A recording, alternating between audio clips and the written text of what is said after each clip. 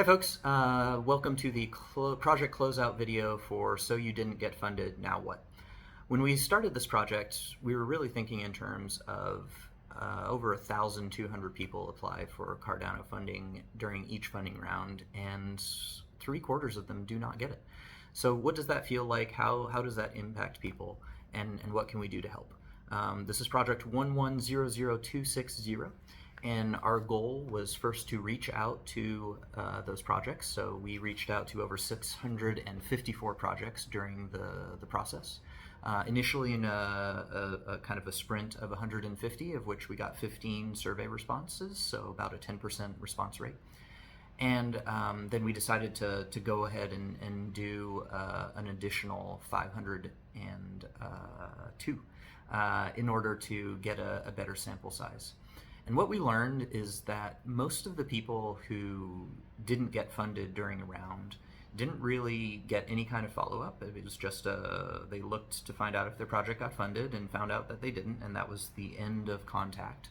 And that they didn't necessarily know why they didn't get funded. I think one of the follow-on questions that we were really interested in was, do those people then leave or exit the Cardano ecosystem, or do they stay? And I think we were surprised by how positive many of them were in terms of their view of Cardano and their intention to stay. 93.8% of them had a full intention to submit again in the next round.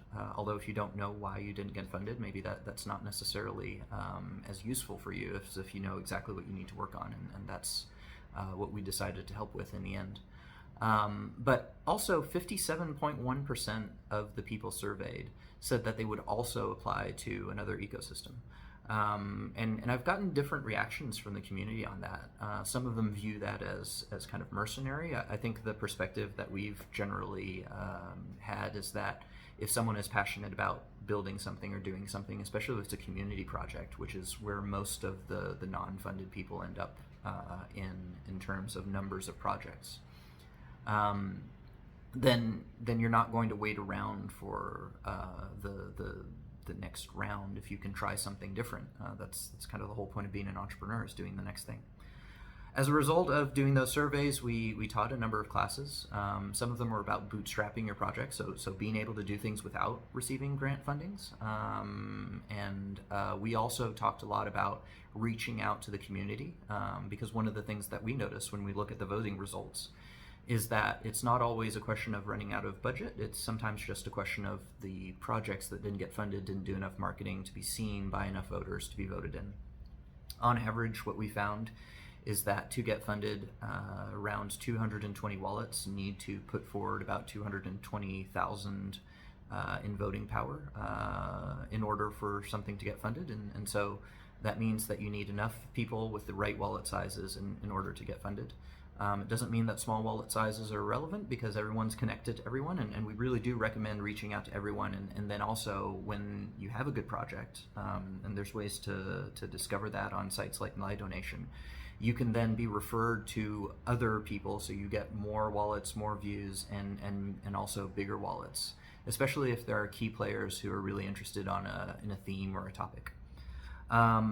I think one of the things that we tried to do in the last round of it is really give people a holistic view of what the local resources might have been for them to continue their project. I mean, I think it benefits the ecosystem definitely for those projects that just barely missed it. Like, they were very good projects, but maybe they just didn't get seen by enough people. That in the next round, those would be proposed. That only improves the quality of the Catalyst funding program in general. But also for people, again, to take ownership and feel like they can do things to progress and be part of the ecosystem that they support. A small side note on one of the challenges that we ran into is it can sometimes be very difficult to get people to fill out surveys within the Catalyst community. So we have considered setting up channels for people, not just after they get funded, but before they get funded. And I think that would be a really valuable thing, so that we could get better data and better inputs from the community as a whole. Again, my name is DJ Bodden. I work with Storm Partners, and this was project So You Didn't Get Funded, Now What? Number 1100260 in Project Catalyst.